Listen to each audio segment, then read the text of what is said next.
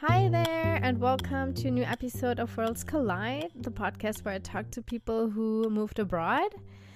And I wanted to say that I really appreciate that you are tuning in, and to my regular listeners, I want to say that I really appreciate you tuning in.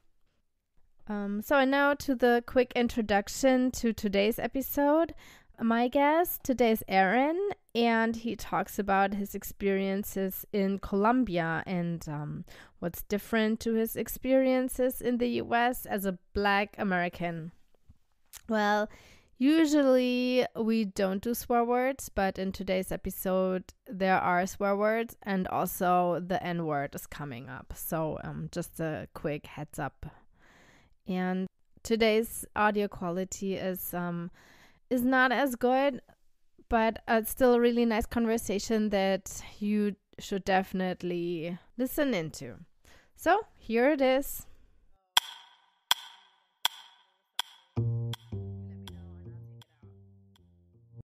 Okay. All right, here it goes. Okay, so my guest today is Aaron. Hi, Aaron. How are you today? I'm feeling great. I'm feeling a little cold. It's really cold here where I am in Minnesota. You're But in Minnesota. That was my first mhm. question. So Minnesota. Do you watch Fargo? Everybody asked me that question, but I've never seen that before. Yeah, Okay. I know I played in Minnesota.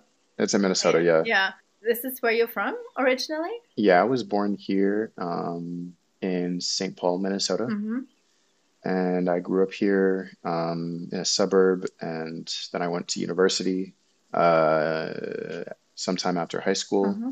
and then I lived in New York for 6 years. Okay. And then I went to Colombia. Okay. And where in Colombia were you? I was in the capital, so I was in Bogota, Colombia. Uh-huh. And what brought you there? Curiosity because I was adopted at the beginning of my life. So Uh-huh. curiosity into where my biological mom came from Oh, okay. is originally what kind of piqued my interest, but Mm-hmm. during the pandemic, to go back a little further, Mm-hmm. when during the pandemic I traveled abroad for the first time. So that's when I went to Germany. So Uh-huh. the pandemic kind of set off this thing, this hunger to get to know the world. Yeah. So after I returned back to the United States from traveling around in Europe, um, I wanted to continue to experience that. So last February in 2023, I took my remote job and traveled to Colombia, and I stayed there for a month, and I decided to go back, and I stayed in total for just about a year, like 11 months. Okay.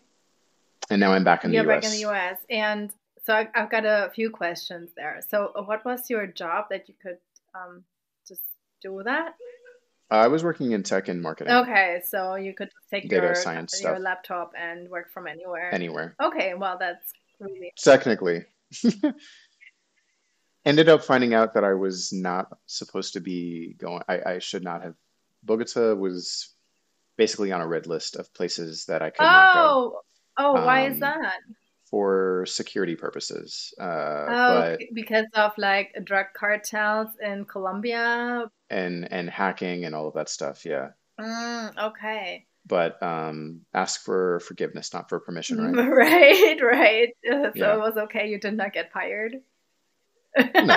Good, good, good. Yeah. And then my other question was, so and when you stayed only for a month, you probably stayed in a hostel or something. But in the beginning, I was staying at a Mm-hmm. hotel. And then for the remainder of Yeah. the month, I stayed in an Airbnb Okay. because it was much more cost effective. Sure. One thing I will say to your viewers is, for anybody who is coming from the United States, your money is really strong in Colombia. So Right. it very strong. So you will be You okay. okay.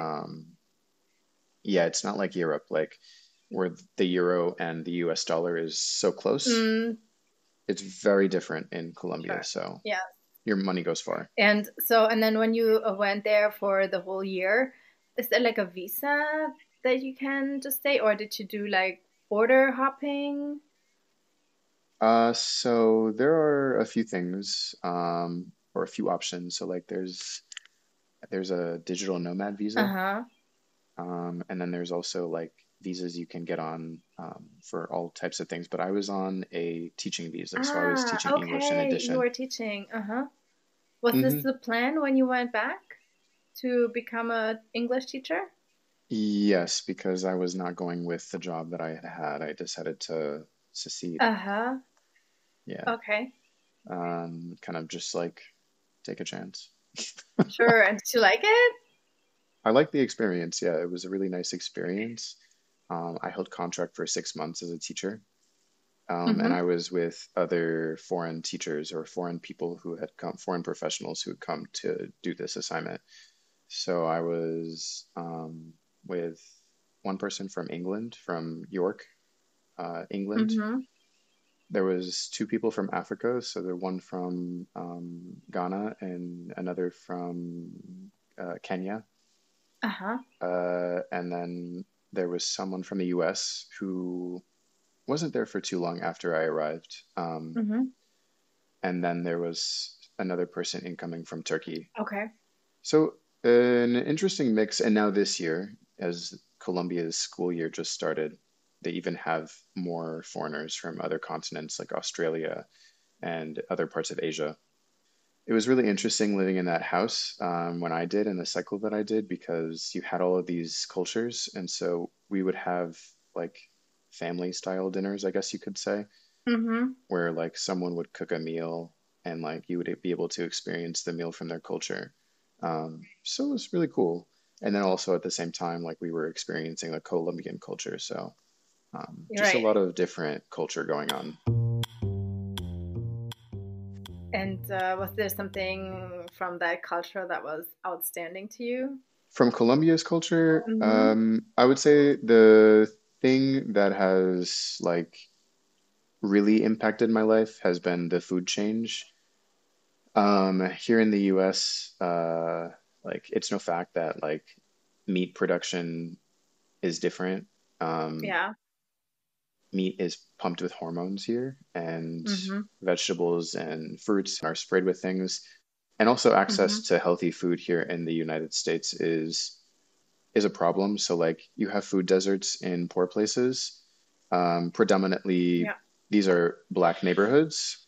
And Mm-hmm. so in these black neighborhoods in the United States, you have like Dollar Trees or places that sell Yeah. like high proportions of candy and like other fattening foods. You don't really find like fruits Yeah. and veggies. So that was a problem. And like the stark contrast in Colombia, where like fresh food is available to everyone. And not only that, it comes literally just a few kilometers away because the farms are everywhere. The Okay. climate is perfect for growing like fresh. We're in the mountains and Mm-hmm. it's just a tropical mountainous climate. So like it's just different. Like that really left a mark on me because Uh-huh. Yeah. I my relationship with food became different having lived there. Yeah. Yes. And now, do you get your fruits and vegetables somewhere else, or Where? now when you're since you're back? I just got back on Wednesday, actually. Okay, Yeah. so you're still super fresh back. Yes. Okay. Oh Yes. wow. But I will say I'm not with Oh like no. some of the things that I'm used to buying in Colombia. Uh-huh. They're not the same here. Like they're very different. Okay. Like what? Like the plantain. Yeah, Do you know yeah, yeah. The plantain? plantains, the big It's just bananas, really kind of. they're supposed to be big and usually like dark green, like not Uh-huh. red. The ones here, like they look like bananas, like rotten bananas. Like what? I always think it's because nobody buys them. Possibly. Be- Yeah. because I mean, they're always sitting there for such a long time. That was Yeah. always my thinking. Did you go there to find your biological parents, or? No, no, no, no. Oh, okay. But I went there with the intention of starting the process of getting residency, like permanent Ah, residency. okay, okay. So like a double passport situation. But like really, Right, I okay. don't need the Mm-hmm. passport there because I am a citizen of the U.S. and that's the stronger Mm-hmm. passport. But I can, and I probably will at some point have both. But I've started that process. then you could just live there, right? And don't have to worry how to stay there for a Live longer there, time. it would be easier for me to live there if Mm-hmm. once I have that, Yeah. because I won't require a visa and it Right. won't require me to put like a bunch of money down on property. So like Right. Ah, okay. those are the two ways outside of that. Yeah, yeah. But this is more so just about me having options. Just Yeah. because Yeah, that's fine. yeah, I left this place with the curiosity of life abroad, and I had been abroad, but like I really came to appreciate the place where I was at and appreciate it for reasons that are very different from this country. Uh-huh. What did you think just in the last few weeks when it was about to be the end of your journey there? Did you feel like excited to go back, or were you sad? Yeah, definitely mixed feelings. Like I was very excited because I was seeing family finally, Mm-hmm. and some family I had not seen in some years. Mm-hmm. So like from that perspective, I was really excited and am still excited to be here. But Mm-hmm. from the standpoint of safety, um, Yeah.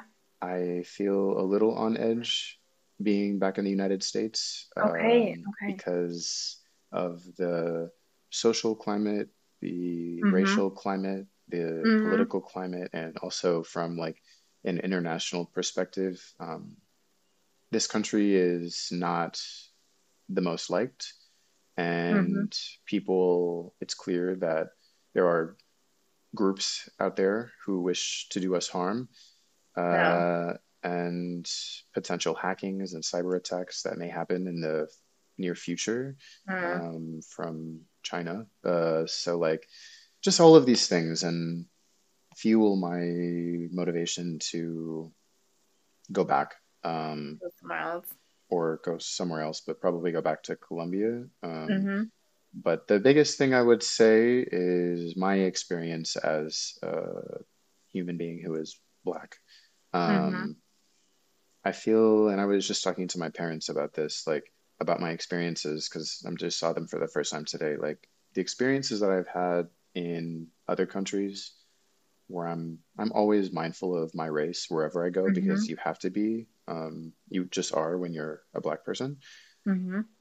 The experiences I have with race is very different than the experiences I have here in the United States, and it is for those reasons why I like my life outside of the US because I feel I feel a lot calmer. Right.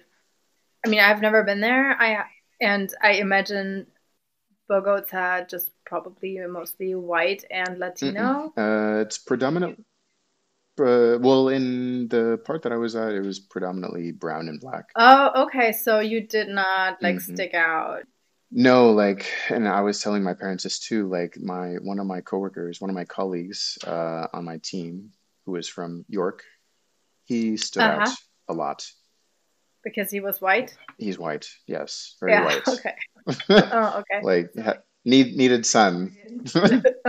Yes. Okay. Um, so it was just odd to like be in that like situation where like I wasn't the thing that like people were, like yeah, because I know I felt that in other places, so it was kind of nice. And also like yeah, it's just like when there are police around, not feeling like I have to look across my shoulder, Right. like You're not the target. Yes. yeah, it's just relaxed. Mm-hmm. Not to say that there is not racism where I was. Like there's racism exists in all forms and it affects And other racial groups. Like right. I think it's everywhere. yeah, it's everywhere. So like Yeah. my experience, it has been different than the experience that I've had in the United States, where it's Okay. very divisive and there's a lot of hatred. You just feel it in the energy here. Yeah, it's switched so much in the Yeah, last, especially since 2016, obviously. yeah. So how was it then when you came back for you? Do you have like a reverse culture shock? To the United Hmm. States. Is it like you've never been away, or was it like, oh, I Mm. forgot how this was? This is When I came to the United States yeah, again. like 2 days ago. Uh, can I be really Yeah, honest on your please, please, please. podcast? In less than 24 hours of being Uh-huh. here in the US, someone called me a Oh nigger, my God. No the N way. word. So like, while I could have engaged in a public library, I was at a In the public library. library? So it was, well, I mean, I was getting ready to take a video call. I had a meeting, Uh-huh. so I just went to the public library for an hour. And this is what I'm talking about. Like, yeah, like, why why does a person even need To to express that. be so Yeah, I hateful? don't Like, understand it. so immediately when that happened, I immediately think of, all right, this is the type of person that would come back and probably shoot me if they came back with a gun and decided to shoot up the place. Like, I would be a target. You'll So be the first one, yeah. yes, so this is where the fear comes from, like, Right. because there's just hatred in people's spirits here. Like, in Colombia, you have a ton of holidays. Colombia is a country that is known for Sunday Mm-hmm. holidays. So then they have Monday off. So it becomes a 3-day weekend. But all of these Mm-hmm. holidays and all of these holidays that like bring the community together. So like Uh-huh. one holiday in particular is Dia de las Velitas, which is a holiday that's around in November, and it's all about like praising an angel. I want to say I forget, but like Mm-hmm. everybody is in the streets at night after the sun sets, and there's candles everywhere. Like it's a lighting Oh, candle oh, holiday, it's beautiful.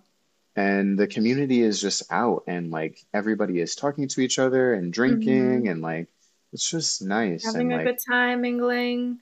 Yeah. yeah, like just cultural differences. So like Mm-hmm. you don't really see that here, like or even like I'm sorry, I'm rambling. But like so I'm spotting differences in my first like few days here, like uh, the way in which we shop, like our shopping experiences, like Mm-hmm. nobody really talks to each other. Like we're just all Yeah. so insular. Like we get out of our cars, we get into the store, we get what we need, we go back, get into our cars, and go take the trip. Like everything is just different, and like the feeling is just different. And Mm-hmm. yeah, for me, it's just it's a little scary. Like I feel like I'm in So like for you, it was like, hey, I wish I'd never come back kind of thing. I don't have too much plan to stay here for very long. I Mm-hmm. haven't bought my trip back because I need to be with my family for a while. Yeah. But yeah, I mean, I'm sorry that happened. That yeah, me too. I don't know. I have no words. So how long are you gonna plan on staying in the US? For a month. Oh, that's just so Yeah, quick. yeah, yeah. Yeah. Oh, you can do that. Mhm. That's okay. You will. I think you will. Yes, but it definitely has inspired me to like write a memoir or an essay and pitch to publication because this is a perspective like when you leave a place and then you go to a place and then Uh-huh. you come back to that place and it has changed, but in some ways it's still the same. Like, Mm-hmm. yeah, and there's a lot of contrast that can be made. So, Would you say this is also in New York? what? That Most experience, definitely, yeah. yeah. But it's less there. I think obviously it's a large metropolis with a lot of different types of thinkers and different generations of thinkers. Right. So That's like why I was asking. it's a little bit more of a progressive place. Like you see a Yeah. lot of things there that you would not see in like the Midwest of the United States or in Texas or in California for that being. We lived in Oakland for a while. My daughter was Hmm. born in Oakland, and I mean, it's so mixed there, you know. So, and for me, this was always like the kind of this is what I always expected to be the United Yeah. States like. And then we moved to Austin, and I'm like, yeah, only white people. This is so weird, you know, because I always really like that mixed cultures that you have in Northern Yes. California and probably like also in more or less in all Yeah. California, in the big cities at least.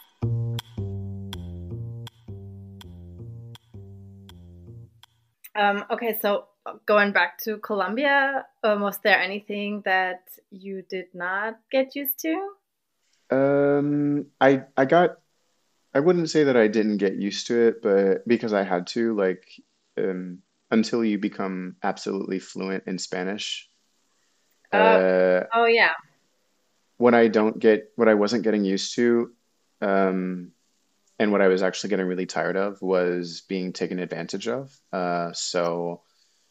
You or I, unless your Spanish is fluent, you will get taken advantage of from the perspective of like, if I'm a business owner and you come into my shop and it's evident to me that you're not a Spanish speaker, first I'm going to ask you where you may be from. Mm-hmm. And if you tell me Europe, okay, Mm-hmm. wow, cool. If you tell me the United States, Uh-huh. my eyes are going to become dollar signs. So Right. I will upcharge Right. you on the product that costs Uh-huh. 4,000 Colombian pesos. I might charge you 50,000 Colombian pesos. Or So even if it has a price tag on it. it doesn't matter. Yeah, yeah, yeah, yeah. So that's something that I didn't get used to. I was getting tired of. Case in point, for one instance, I'm a huge biker, like Uh-huh. bicyclist. Yeah. Uh-huh. And with mountains and the part of Colombia that I was in, I go guess it's on perfect, biking right? trips. Yeah, it's perfect. Uh-huh. So Yeah. one day my tire caught a flat and the tube needed to be changed. I took it to a bike shop and he quoted me at 50,000 Colombian pesos or 50 mil. And then I Okay. went to my friend and my friend was like, no, no, no. He's from Venezuela. So like, Yeah. you know, he said, come with me. Like you're getting scammed because you're American. And, Yeah, yeah. so we went to the shop near him and it was all very centrally located. So I didn't have to go far with my bike. Went to the shop and he did the talking. I shut up and the shop owner told him, cuatro pesos, cuatro mil. So a big difference, 50 mil Yeah. cuatro. So a lot of So scamming, how much is this in dollars? or 50,000 Colombian pesos is $12.70. It's like one US dollars is like 4 or 5 Colombian pesos. Yeah. So what about the language? The language was somewhat of a shit show Okay, in the yes, beginning, please. excuse my Please language. tell me about it. In my first month in February, when I went for the first time, I was just my phone was my Right. best friend, and that's something that you really should not have in the streets as your phone. Right. Yes. So, but that's all I knew. That's all I could get by with. Did you have any Spanish before? I had Spanish training in primary school, like it was mandatory to take a language, but I didn't really take it seriously, and it was hard for me to Mm-hmm. put it into practice because I'm in the United States and Yeah. the predominant language here is English. So like if you don't use your Spanish when you learn it, it's hard. If you're Yeah. not immersed into a culture, it's even very difficult.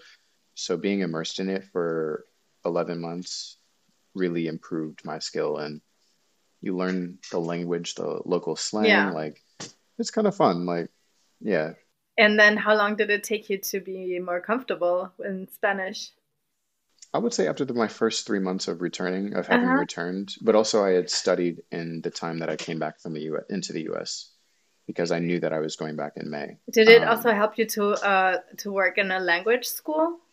hmm Probably all your students, they were Spanish All of the speakers. students spoke Spanish. Any of the teachers who were not foreign teachers, they spoke nothing but Uh-huh. Spanish. So like Spanish from the moment that you wake up to the moment that you close your eyes. Right. And the only time I would really speak English is, and no one really talked to each other unless we were having dinner in the teaching Mm-hmm. house. And I had my own friends outside of work, Okay. so I was friends with like either Colombian people or Venezuelan Okay. people. So I was constantly speaking Spanish or being challenged to. So the only time I really spoke English is with people back home in the Right. United States when I would be on calls. Yeah. Uh-huh. And how did you make your friends? Well, actually, it all started with a trip up one of the mountains. Uh-huh. I ran into some people.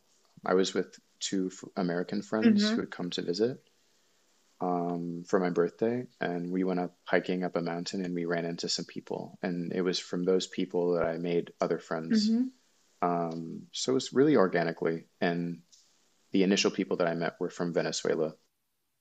So it was nice getting to know Colombia through their Yeah, eyes and also learning about the struggles that right. Venezuelans have in Colombia. Mm-hmm.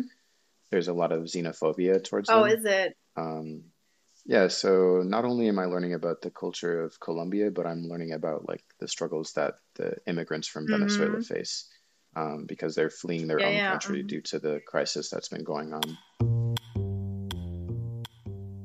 So, and was there anything in Colombia that you missed though? The food, and just the like mountain view every morning when you wake up. Like, there's Mm-hmm. something about seeing something so dramatic like that that like I don't know, it's really calming. Yeah, I mean, also right now it's not the best time. I guess everything is really gray outside, Yes, so and that does cold. not help. Mm-mm. And was there anything that you missed from the US? Yes, in the US, what I really love is like you get a lot of choice here. Mm, Choice and service are like my two things. So like for instance, when you go to a market, because it's America is a mashup of just cultures. hmm. You have a lot of like international product selection in the grocery stores, for instance, or like if you go to a restaurant and they mess up your order, you're more likely to get your money back here in the United Yeah. States than you are in a place like Colombia. In Colombia, the service there is very different, and you'll get looked at funny if you try to ask for your money back. You were like, you ate this. And yes, if you want a revision or a redo on your Yeah. order, you'll have to pay again. Oh, okay. It's very odd. Like, so I was a little spoiled in Yeah. that sense. Like, like there's a lot of luxury and comfort here. Like, but even like, but I think that's also like a commentary on like consumerism is a huge thing here. Hmm. So like with consumerism, you get a lot of options for products and stores like Target, Right. which I also missed. Mm. There's no Target Oh. in Colombia. So you have a lot of luxuries here that you don't get in, I wouldn't say a third world country, but just like not as developed Hmm. and not as rich. Like water pressure is very different Oh, down there okay. than it is here, or like you're more likely to take lukewarm showers there than Hmm. you are here, like in the United States. So, but I would say the water is very delicious down there, though. Okay, that's good. Yeah. What about friends and family you missed? Yeah, most definitely. Yeah. I miss my family a lot here. But I think I did a pretty good job of staying in contact with people. Hmm. And luckily, like my mom even mentioned this to me one day. She was like, we get by with WhatsApp, so I like know. video chats. Yeah. But I think that like my time coming back here will be good because I've known that I needed to recharge my batteries, and I feel like for me, like I can recharge my spirit around my family, Hmm. and like see folks and Hmm. then be okay for a Yeah. while. So I know like in Reddit, I've read a lot of people's comments about like their experiences abroad or like people who have thought about should I leave this country? Like, am I leaving my parents behind or my family behind or the people who Hmm. survive, help survive? Like, at the end of the day, you have to live your life and do what makes you happy. And like, family will always be there. And like, if you can get yourself to see them, like, it's possible. Like, there's technology and transportation to help Yeah. us achieve these things. So, And exactly, it's now so much easier than it was just a few years ago. Like before you had like everybody had an iPhone or something, any smartphone, yeah, right? I mean, we yeah, used to do sometimes Skype like once a yes. month or something like that. And now it's just like super easy. Hmm. And also for me, for example, I would not live anywhere close to my family probably. So, In yeah. Germany? So, and also like all my friends, they moved to all kinds of different cities, so In the world? in Germany. But In but I Germany, mean okay. it's not like um a 3 hour car drive is something else there than it is here. Here it's like, It's oh, sure, different. I just Yeah. come tomorrow morning and then I'll drive back in the evening. There is like Hmm. 3 hours is like here, for example, a 12-hour car ride. Mm. I Wow. mean, just because the distance feels longer there. And Hmm. so I wouldn't see them as much either. So maybe they would see them maybe once a year more often, something like that. I would not see them all the time. Mm. I remember from one of your questions in the list, you had asked about like customs or Uh-huh. differences. I find it really interesting, like different countries' adaptations of breakfast or versions of Oh, breakfast. yeah, Like yeah, yeah. I've never been to places in, I've been to Europe, but I've never been to London or UK, and like my parents have, and like Uh-huh. I, I've always known that they have beans in their breakfast, In like England, yeah. beans and Beans gravy. and toast. Yeah, Yeah. which is a What was very it? odd combination for me, but like some like it. For those of us in Colombia, the breakfast is the traditional breakfast is caldo de costilla, which is Mhm. a beef soup with a water broth that has cilantro in it and potatoes. It's really delicious and fresh Sounds from the like dinner to me. yeah, so it sounds like dinner, and like then if you're sick and it's like 2 o'clock in the afternoon, the first thing that comes to mind is soup.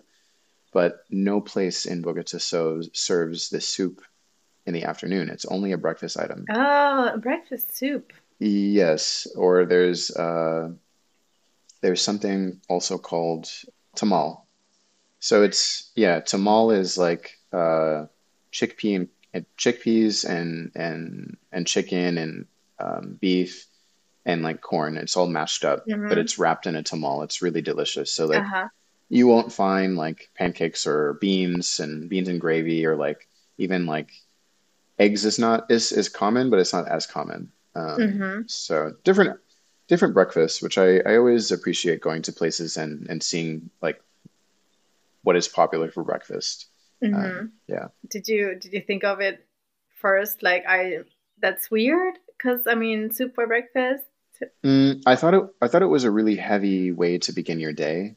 You get really full from these things, full, but they're actually really good ways to start your days because now you're getting your protein, your starches, and like it's a healthy breakfast. So yeah. And like when it comes to food, for me, sometimes it's like, okay, that's weird. Maybe I don't want to try it. Maybe I do want to try it.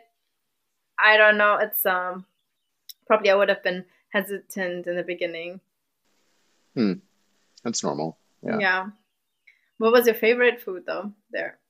My favorite fruit was something called feijoa, Feijoa. Uh huh. which is a little like fruit this size. And you're from Germany. I don't know how long you spent there, but you're in the US now. Have you ever heard of sweet tarts? It's a Sweet tart. candy that Oh yeah, comes of from course. here. Yes. This fruit tastes exactly like that. Ah, okay. So it's tart and sweet and just like perfect. Like you eat the entire thing. Uh huh. And then as far as food, I would probably say arepas with like stuff in them. They're really delicious. It's like a nice snack and meal. That's funny because I had one guest on my podcast also. Hmm. She was from the US. She also lived in no in Medellin. Medellin, Colombia, Uh-huh. yeah. And she was complaining about the arepas. And she In Colombia? yeah, she's like that is like Ye- it's like cardboard. Yeah, everybody has their own way of making them, but like I tend to like the Venezuelan arepas more than I do like Okay. the Or maybe Colombian that's ones. why. But I mean, it's more or less all the same. But it you definitely can't buy it the same from everyone. Like there's some Okay. people who make arepas very thick, and there's just like a brick of cheese in the middle, and it's just really disgusting to me. Uh-huh. I don't eat those ones, but yeah, But you had good ones too. yes. Yeah, nice. Also, going back to right in the beginning, how did you land that language, that English teaching job? So that was actually just given to me, and perfect timing that the work assignment came, and yeah, I had a choice of location. It was through an organization, Okay. and I had a choice of three locations. One was in Bogota, Mm-hmm. another was in Cartagena, which is like the more beach part, Uh-huh. and then another one was in Bucaramanga. And I chose Bogota because I had information or knowledge there that like my biological mother was from there. Mm-hmm. And then also it's the capital, and historically, like that's where a lot of stuff went down. So like from a history perspective, it really intrigued me. Uh-huh. Like the Supreme Court house or the Supreme Court Justice building being stormed during Right. the whole Narcos situation, like that this appealed to me. So getting the opportunity to go and like be a part of that history and like learn Yeah. about it was really cool. Yeah, and learn more about it.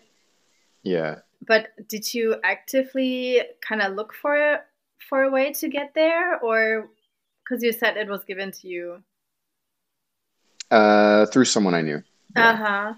Uh-huh. Hmm. But you when you went back for the after that month, you were like, okay, I really want to go. Yes. Yeah. Back. So that's and then yeah. And so you're Yeah. like, okay, so how do I get there? And Yes. then you knew that person, and then Yeah. If you have a bachelor's degree and you're an American citizen, um, it's sort of like the world is open to you when you from do what like I've English learned. classes. Yeah, you don't even have to have, like, in most of these organizations that look to recruit Americans to teach English, um, you just have to have evidence that you went to university and completed and got a bachelor's degree. It Mm-hmm. doesn't have to be specifically in English, like, Mm-hmm. which is interesting because it's harder to get an English teaching job in the United States if you didn't go to school for Uh-huh. English teaching. But if you're a foreigner and you speak the language natively, schools want to hire you because not only are you like fluent in the language, but like you've been immersed in that culture. So like you bring Uh-huh. cultural things that you can Yeah. teach the students. So it's like an international exchange, which is really cool. But like for instance, in Colombia, you don't get paid as much to be an English teacher as you would in a place like Japan or Saudi Arabia. Mm-hmm. Apparently, these are places that are constantly recruiting Americans and Europeans who have that 4-year degree, but these are places that pay more. So you're making more US dollars.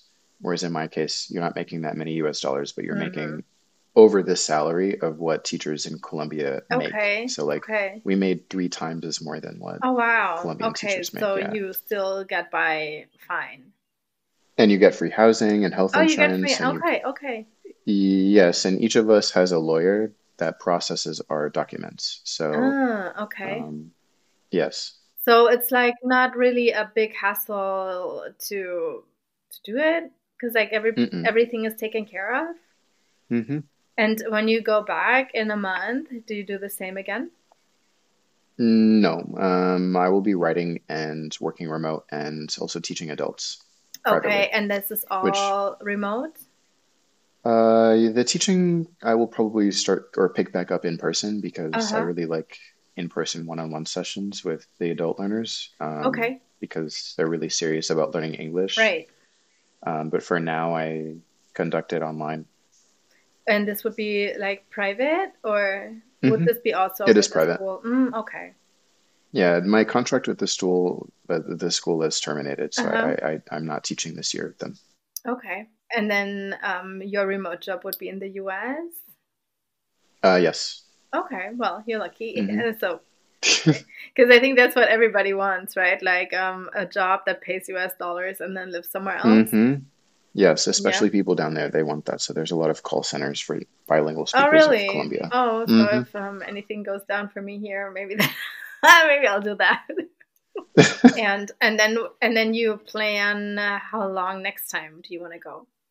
Honestly, my long-term goal is to buy property somewhere Uh-huh. in Colombia. It may not be in Bogota, but the idea, I feel like I'm repeating myself because I've been talking to like my family about this, but Oh, that's like fine. um The idea of owning a home in the United States has always been like a pipe dream Right. and kind of something that I feel like a lot of people in my generation feel like is unattainable. Or for the Mm-hmm. people in my generation who have attained it, they now feel like they're like gridlocked in this like Mm-hmm. mortgage game. Mm-hmm. So it's kind of something scary that I've always, or something that I've looked at as a scary thing. And now that like I have a place that I really love and like I feel mentally stable in, Mm-hmm. like this idea of home ownership with US dollars seems a little bit more attainable Mm-hmm. because like I was saying, like for 150,000, you can get a very large place, a very Okay. large house. Not like not what you wouldn't get what you get here, which is a Right. starter home.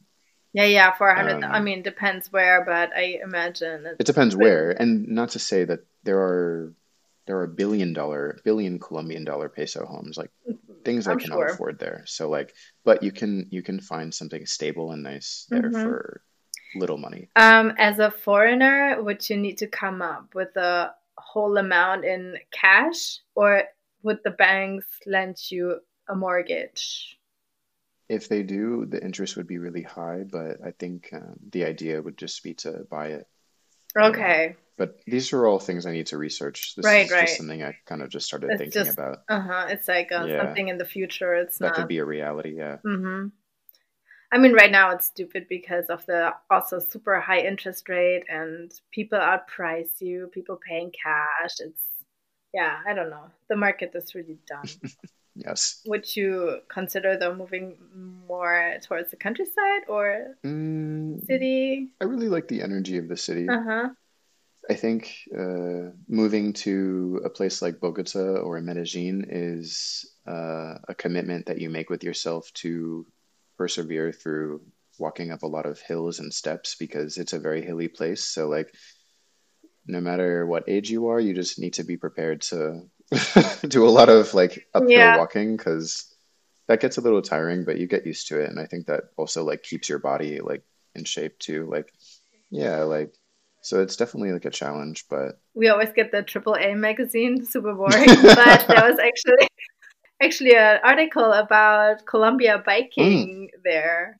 hmm. So that it's like the whatever biking or mountain biking It's a mountain paradise. biking paradise. Yeah, the city is very, very Yeah. bike friendly. And actually, this is something that New York I wish did because like New York City, I would say is a bike friendly city, but they've come a long way, like with adding bike lanes and doing certain things to the infrastructure. Uh-huh. On every Sunday in the city of Bogota and other cities in Colombia, there's something called the ciclovia, and so they shut down one part of the freeway, major freeway system into the city streets. So no cars are Okay. permitted or no buses are permitted to go down the street, and it's open for pedestrian Mm-hmm. walkers, runners, and cyclists. That's really cool. Yeah, and so every Sunday, like it's a little quieter in the city because there's not as many No cars and traffic. buses. Yeah, Uh-huh. and it's all day. And it's good for the air too. For sure. Didn't they do this in the first place because the air quality was so bad? Probably yes, and like rainforest preservation. Like, Yeah. yeah. Yeah. And did you just go by bike in Bogota? Every day that I was teaching, while I was living in the international teaching house, Mm-hmm. I had bought a bike and I was biking from Bogota to Cota, Cundinamarca, which is well, you're from Europe, so you know kilometers. So Mm-hmm. I would bike 8 kilometers to and 8 kilometers Okay. from, so 16 every day. So it's not bad with a bike, 20 minutes or something like that. And it's really nice in the morning. Uh-huh. Yeah, the weather is nice every day. So That sounds nice. And did you miss your car? Or didn't, I mean, like in New York, you did not have a car, I guess? actually, no, I didn't have a car in New York. I was given a car when I was younger, and then I stupidly sold it. But like, but like the car, like honestly, I get really anxiety. I get a lot of anxiety behind a car and on the road. So I really enjoy Yeah. public transportation, and I prefer like public transit or a bike. But my first time experiencing transportation on a motorcycle was in Bogota. So like you have Uber there, which is Mm-hmm. actually illegal still in Oh, Bogota in Colombia, but Uber still somehow operates. There's like, Okay. yeah, but there's also another app called Didi. So if you need to get somewhere quicker, and for not a lot of money, you can request a motorcycle to get you. Ah, okay. So I did it a few times, but I'm pretty afraid of motorcycles because they're just a little too crazy for me. So that was Aaron's story and why he loves Colombia way more than he loves the US. And I have to apologize for the very abrupt ending. Our meeting or our recording got disturbed by my kids and then kind of ended. But thank you for your time, Aaron, and thank you for participating in my podcast. When his book publishes, I will definitely put it here on my podcast and I will let the listener know where they can buy it and, of course, what it's called. Also, I wanted to let you know that Worlds Collide is now available on YouTube, besides all the other podcast streaming platforms. And please, if you want to reach out to me, do that. Send me an email at worldscollide123pod@gmail.com. Or you can also catch me on Instagram. It's Worlds Collide Pod, just one word. And if you like this podcast, then please leave it a 5-star review at wherever you listen to podcasts. I hope you will be back next week for another episode of Worlds Collide. Until then, bye-bye.